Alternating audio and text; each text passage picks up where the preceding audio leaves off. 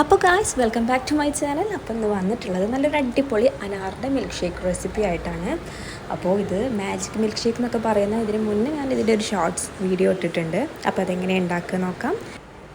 അപ്പോൾ ഇതിന് വേണ്ടിയിട്ട് ഞാനൊരു മിക്സിയുടെ ജാറിലേക്ക് 2 ഉറുമാമ്പഴത്തിൻ്റെ മുഴുവനും, അപ്പോൾ ഈ 2 അനാറിൻ്റെ മുഴുവനായിട്ടുള്ള എന്താ പറയുക അല്ലിയും നമ്മളിതിലേക്ക് ചേർത്ത് കൊടുക്കുന്നുണ്ട്.